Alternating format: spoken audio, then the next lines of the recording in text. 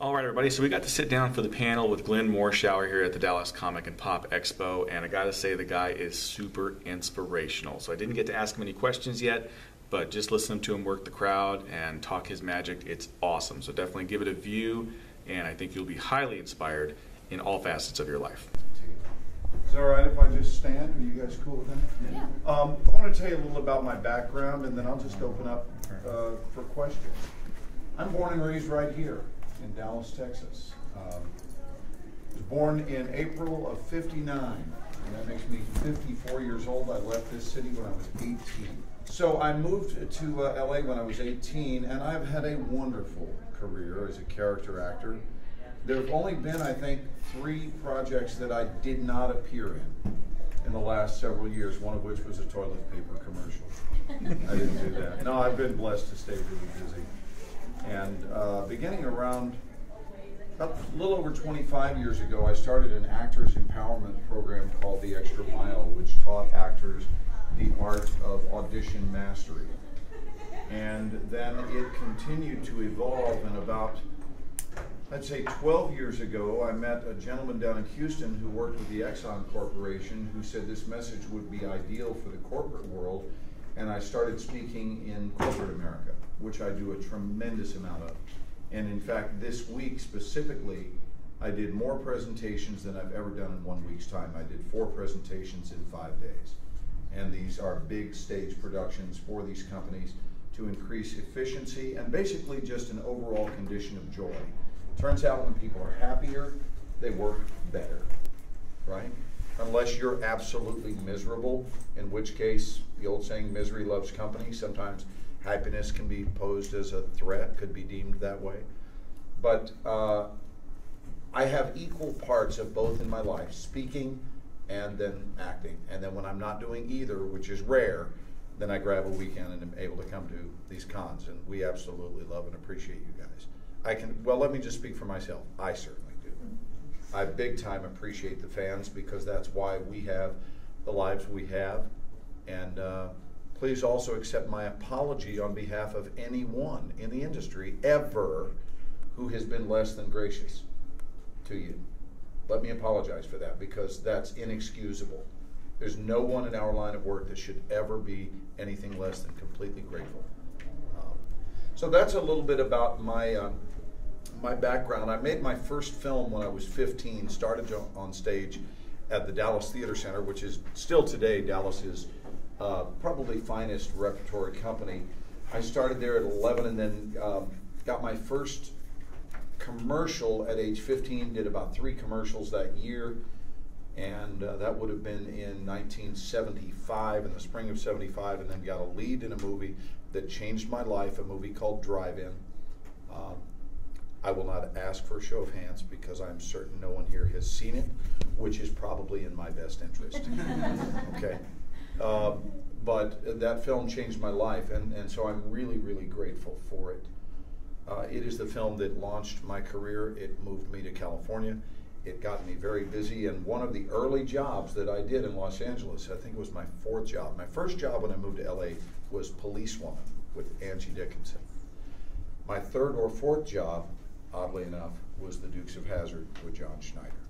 And here we are all these years later, right? We were in our early 20s together, and now I'm 54. Although the top of my head just celebrated its 88th birthday. So I think that's enough of a background. My wife and I are now producing films and excited about doing that. That's just the natural progression of things. I look forward to directing my first feature sometime in the next year or 2. And many of you already know that 24 is coming back on Fox starting May the 5th. I, at this point, do not know if I will be a part of it. To this point, I have not shot any episodes. They are about almost halfway done out of the 12. They're only doing 12, which is bizarre that they're not calling it 12. But how many of you have ever seen 24? Oh, yeah. Beautiful. A lot of fans. Well, that's great. Rest assured, we had a blast making it. We all love our fans, and for me, the greatest group of people that I've ever worked with, bar none. Kiefer and I are still really good buds to this day. He has been so great, gracious and generous to my wife and children. Also, Dennis Haysbert wound up being my dearest friend from the show, bar none. He's like a brother to me. And for those of you who don't know, Dennis Haysbert played President Palmer. If you didn't watch our show, you would better know him as the Allstate dude, because he's on your TV about every 8 minutes.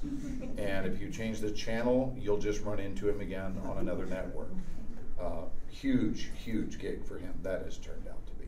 So I think I'd just like to open it up for questions, and each one of those will probably launch some sort of other discussion. So please don't be bashful. This is the time to ask. Yes. And will you tell me your name, because I'm going to get a chance to know everyone's name here. My name is Sean. Hey, Sean. Hey, what was your favorite role that you ever played? No doubt, Aaron Pierce from 24. And I'll tell you why. When they first booked me for that show, I was only scheduled to do 2 episodes. So not 2 seasons, 2 episodes, which is 2 weeks employment.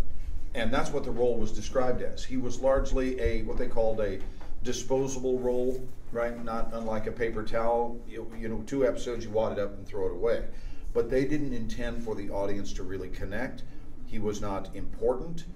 And when I came in, I made sure to sound like this, because I was born and raised in Texas. To this day, everybody in my family still got that little subtle whistle. See, hear that S?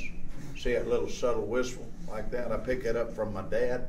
And so when I went in, I just decided to give him a little extra measure of character and read the role like that, even though it was not part of the character description. And I spoke slowly like that, and they just loved it. Well, the chemistry between David Palmer and Aaron Pierce so touched the audience that Fox started getting a lot of fan mail. And they decided that it would be foolish to kill Aaron. They just didn't know that anything was going to take off, and it did. And 7 years later, I had done more episodes than anyone on the show. I was the only one that lasted that long in a show that routinely killed series regulars, not just guest stars. In fact, the way we would look at a script every week, we would go page to page. Do I die? Do I die? Do I die? Do I die? Everyone on the show was that way. And so after they saw that I was going to be around, now they've got a situation where they have to write some sort of character traits. Because for 2 weeks, if that's all we're going to have you around, it's not really important that we really learn what he stood for and what he's about, because you're out of there, dude. You know, that was the feeling. But when they decided to keep me around, they thought, well, what are we going to do? And I knew Howard Gordon, who's one of our executive producers, from another series I did called Strange World in Vancouver, a couple of years before, back in '98. Before 24, which started in 2001, we shot the pilot of 24 right before 9/11 happened. And for those of you who don't know this, there was a huge section of our pilot that was cut out of the movie based on what happened with 9/11. And it was the whole airplane sequence, because it was just too time sensitive there. So I thought it was in good taste that they did that.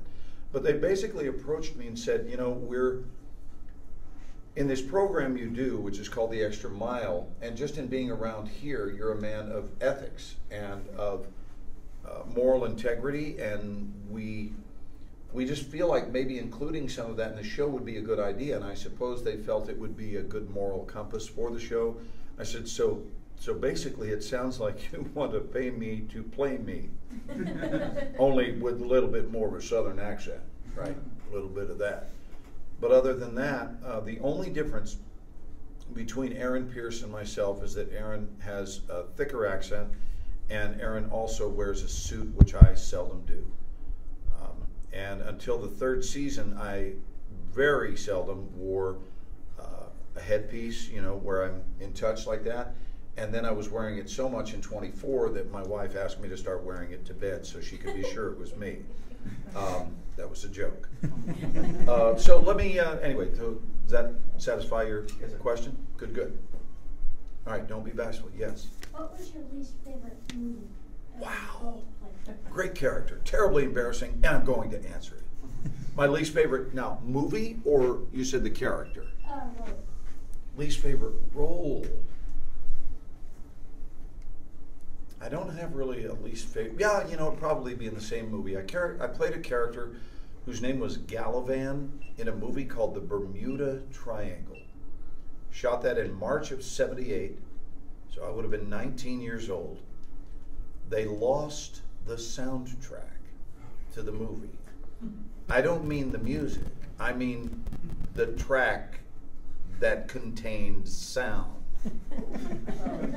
And had to go back because, you know, sound and image are recorded separately. Right? It's not that way on some like camcorders and things, but in the old Panavision cameras and everything, and even still, on every film set we're on, they're recording your image, and then there's a separate team that is responsible for grabbing your voice. And they always have post-production. I'll give you an example of this, then I'm going to go back and finish the story. About 5 weeks ago, I was offered an episode of Law and Order SVU, which shoots in New York City. And I flew to New York. I was there in New York for 9 days. We shot the episode. So I got the news about it in LA, flew to New York, and just finished the episode, what was it, honey, 4 days, 3 to 4 days ago? Yeah. Here in Dallas. And what I finished was the sound for it. So it's interesting. It was like a 3-part equation. Start in LA, shoot it in New York, and then come back, and there were some sound fixes that they need there. It doesn't mean that anything was a mistake. It means the way they want to cut it together. Sometimes they'll need an off-camera voice that will make the scene edit better, and so they certainly want to hire the actor who was the actor that was in the show, because then they'll have a perfect voice match. Well, what happened with the Bermuda Triangle is that they lost everyone's voices. Well, everyone had gone on to other projects, and they couldn't get the people back. They also didn't have the money to get them back. It was a smaller budget piece, and thus hired other people to record. So imagine my surprise when I took my family to see the movie, and that was when I still was getting used to the idea of being on screen. Like, it was a really big deal. Now I'm used to it. It's not a big deal. I was a kid. I was like, yeah, you know, this feels good. I got a movie playing, right? My family's sitting all around, and all of a sudden, the guy that talked, this was the voice that came out of a 19-year-old version of me. And I wanted to hide under my chair. I couldn't believe it. And I was laughing because there were other voices that were for the other actors too. And I thought, that's not them. And I hadn't shown up yet. And I thought, those poor guys, somebody else voiced them. That's awful. They must be feeling terrible right now. And then it happened to me. And I realized they'd lost everyone's voice. So if you ever make the mistake of renting it, or you know anyone who was intoxicated and thus rented it, I am prepared to give them their money back for having lost an hour and a half of their life to seeing that film. It's called the Bermuda Triangle. I promised you I would be transparent. I'm just telling you guys the truth. Can I ask you a Bermuda Triangle related question? Oh, okay. I'm curious. Don't tell me your dad produced it. That would be funny. Did they make the shot choices based on it? Like when they went to the edit desk, did they choose a lot of over the shoulder? Did they adjust for it as much as possible? Let's go with no. They didn't. It was just terrible. It's a must now. Yeah, it's a must see. It was made by a company called Chick Sun Classic out of Salt Lake City, and they were the company that did these highly topical films like In Search of Historic Jesus. They made that film. This is back also in that period, 78, 79. I think they did In Search of Noah's Ark.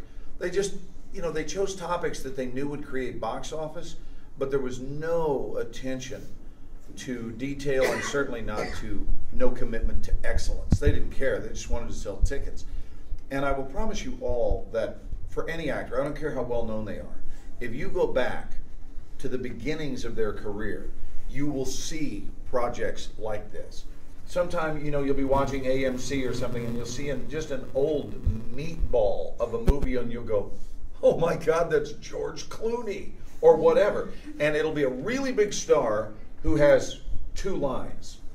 That's it. Or they'll just come up and go, good morning. And we never see them again. And 20 years later, they're a megastar. So we all have projects like that. Yes? being born and raised in Texas, what was it like working on a show like Friday Night Lights? The best ever. I think that Friday Night Lights is right up there on the same tier as 24, although a very different show. Friday Night Lights was almost like a modernized version of the old Andy Griffith Show, which I was a big fan of. I don't know if you ever watched any episodes of the Andy Griffith Show, but it had that small hometown feel. I feel like they completely captured the spirit of small town Texas. We also shot that show unlike any other show I've ever done, in that we did not rehearse ever. And the executive producer, when they offered me the role, I auditioned the scene where you've seen a lot of the show, or all of it? All of it. Okay, so you remember when Landry murders the guy in season 2? That scene when he confesses what happened to me. It's one of my favorite scenes of my career, in the garage. And basically I bust him because I'm this lead character's father who's a cop in town. Side note on that, I have played more cops and or military people than anyone in show business, living or dead. That's an actual statistic. So, you know, that we never rehearsed, and the executive producer told me when they hired me, they said, we're a little bit different down here in that there will be, one, no rehearsal at all, ever. It won't happen. And we only use the script as a guideline. That's it. In other words, we don't expect you to say the scripted words. What? Really? Are you kidding me? Nope. Well, I was an improv teacher in LA at the time, so that was fine with me. But it was actually not only nominated, but it received casting awards, that show. And one of the reasons that the casting, I mean, obviously they did a great job of casting, but they chose very capable performers who were able to improv. So as far as the writers went, what they wanted was you to be in the circumstance, right? In other words, we want you to know what's going on, but now, however it occurs to you, just say it in your own words. And if something organic shows up and you're feeling something, not only are we okay with you saying it, we encourage you to say it. Now, what does this create for the actor? What it creates is keen listening. Really keen listening, because you have to listen. If you don't know what someone's going to say next, you better be paying attention. And you can't feed them scripted lines because it might not fit in with what they said at all. And that's what made it great. And if you were confused by what your scene partner said, here was a perfect response. Geez, I don't know. I don't understand. Tell me more. You know what I mean? And that would work because it's truthful. I don't know what you mean, son. Tell me about that. So you're thinking about dating this Tyra chick. Is that right? Yeah. When did you first start having a case of the hots for her? Stuff like that. I mean, it was just all off the top of our heads. And everybody did that. And it looked so real because it was real. And we'd finish and go, that was fun. That really worked. Yeah. Good question. Thank you. Yes. And tell me your name. Oh, I'm Alfred. And your name? Bo. Bo. Alfred. Yes, sir. Talk to me. I'm a local actor here. I was thinking of moving to Los Angeles. Yes. What's it like? Is there a big transitional difference? Yeah, and I'll tell you, right now, based on the way things are with the incentives, if you were my own son, I wouldn't encourage you to move to LA yet. There's a middle ground move out of this market. And right now, that middle ground move, as I said, if you were my own son, I would say, son, don't move to LA yet. Save that one for a couple of years down the line. There's a beautiful town not far east of here, Atlanta, Georgia, that has a lot of production going on in it. They are also a right-to-work state, and so you can work there non-union. Texas is the same way, a right-to-work state. And it's interesting that being a union member here, and I've been a union member since I was 17 years old, but that's only because in LA and in New York, it's really a necessary evil. It's just the way it is. And I don't have anything, I say evil in a kind-hearted way. There's nothing evil about it. It's just that you have to be a union member to work in those markets. Whereas here, it can do more harm than good. It can actually take you out of eligibility because their attraction to come shoot here in Texas anyway is because they get more bang for their buck. Actors are not paid as much in this market. And so if they've got a chance of buying someone's goods at $500, for example. I'm just making up a random amount. $500 a day. 500 a day, 500 a day, 500 a day, 500 a day, and you're 1,500. If the abilities are the same, who do you think they're going to choose? Yeah. Every time. Yeah. Not that they won't pay the 1,500, they will, but only based on really market value. If your face is known, if they can look and go, that's the 24 dude, then that changes it. That's called branding. So people on the street know me as three things. I'm either Aaron from 24, I'm General Morshower from Transformers because they named the character after me, or I'm that guy. You know who I'm not? Ever? Glenn Morshower. Ever. And I'm okay with that because it allows you to fly right under the radar. My wife and I just went into Subway. Nobody said anything. Right? Now try that if you're Kiefer Sutherland. You walk into Subway, everyone in the Subway is on their phone. Every one of them. And I'd say for us, it's hit and miss. You never know. I mean, we can go to a place. We could go into 4 places in a day, and in all 4 of them have a few people stop and just say, I just want to tell you I love your work. But you also have times when you'll go out and no one says anything to you, and you fly gracefully right under the radar, and you live your life just like you lived it 30 years ago. That's real appealing. What I would say is this: when and if you do move to that market, get a running start and join the union before you leave. Like if your transition is from Dallas to there, get your union card, but only get it here when you're leaving here. Don't get it and then stay here. Don't do that. Remain non-union here because it will serve you to be non-union. Then when you're ready, it's easier to get a SAG card out of this market than it is on the West Coast. You could wind up giving 6 or 7 years of your life to the experience of merely waiting to be eligible for a SAG card. That's true. See what I'm saying? Yeah. So now, all of a sudden, that's a lot of wasted time, whereas if you hit the ground running and land in LA with a SAG card, it's a very different story. So like maybe try to get a featured role somewhere. Yes, absolutely. And then the other deal is that this is a marathon. It's not a sprint. It's absolutely, unequivocally a marathon. And here's what I know to be true. And I'm going to give you a little bit from my coaching program, if I may. You guys will enjoy it. Life takes a read off of your level of commitment. It's a great truth about life in general. So for these actors who tell me, you know, I'm thinking about packing my bags and going out there to California for a couple of years, I tell them, don't. Don't. Because that's not a commitment. There are 2 kinds of commitment: 0 and 100. I don't believe in the old saying, well, I gave it 150%. No, you can't. There's no such thing as 150%. I know it sounds good, right? You really want an eager beaver employee that says, man, I gave it 150%. Let's take a glass, all right? Try filling that glass 150%. How are you going to do that? You can't do it. 50% goes all over the table, right? So you can certainly not fill it at all. But I'm going to give you an example. When we were kids, if you were in the 90 percentile, like on a test, you got a 93. What grade did they give you for a 93? A. Right.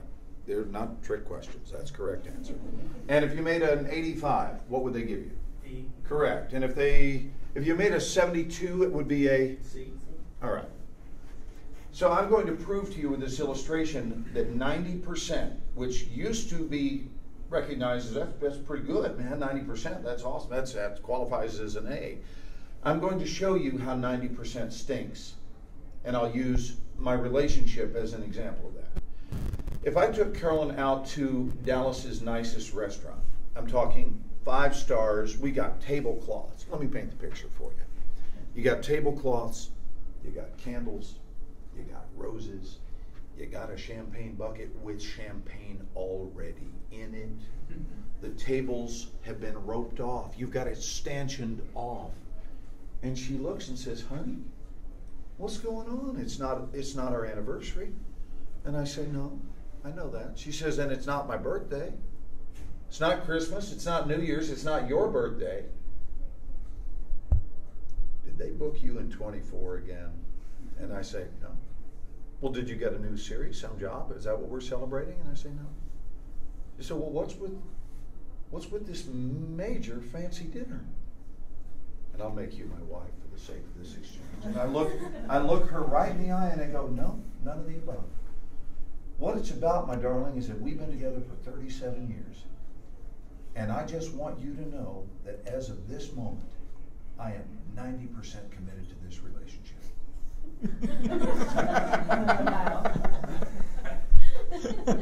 Do you hear it?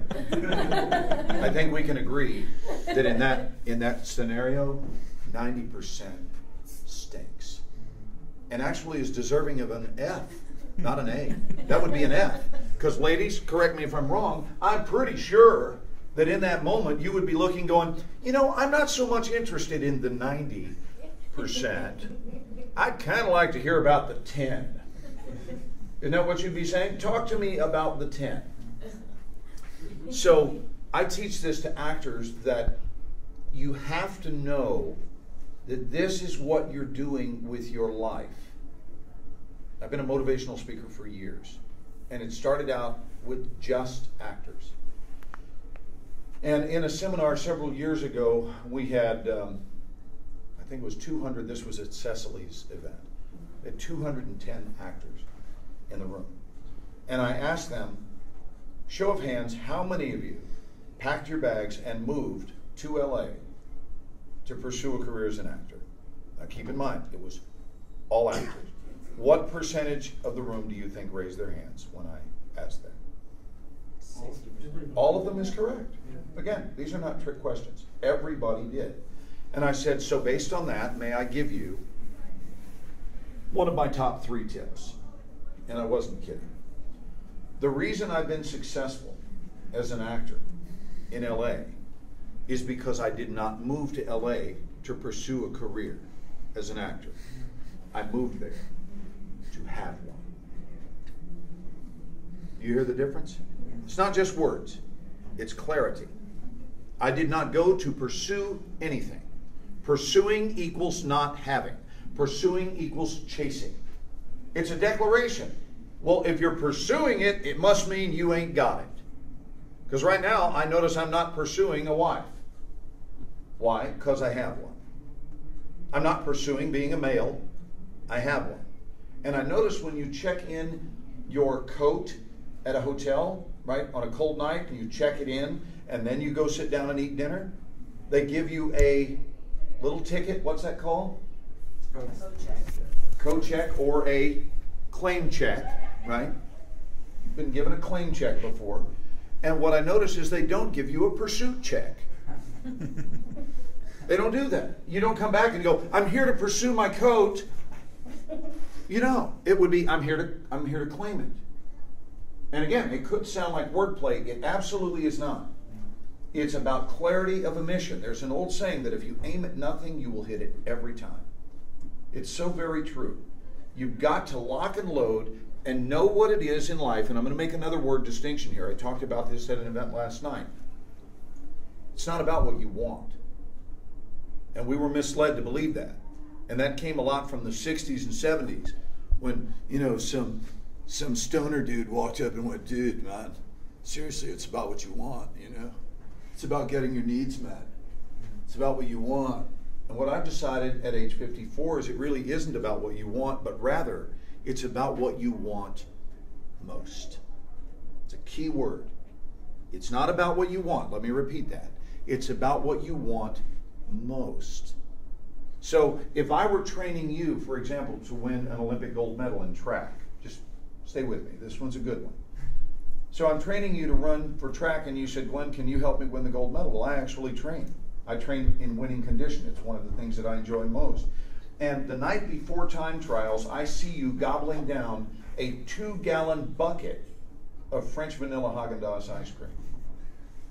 Let's review. It's the night before time trials.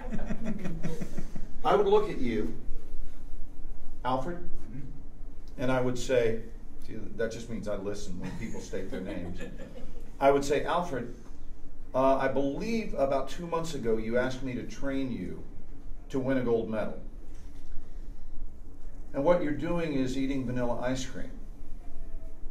And you'd go, well, yeah, Glenn, I like ice cream. And I'd say, Alfred, I was able to figure that out on my own. Yeah. Time trials are tomorrow, bud. So here's what I want to ask you. What's it going to be?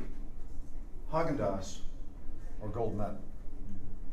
And it comes down to not what do you want. I know you want the Haagen-Dazs. I actually also know you want the gold medal. I know you want both. But which do you want most? And then get behind that.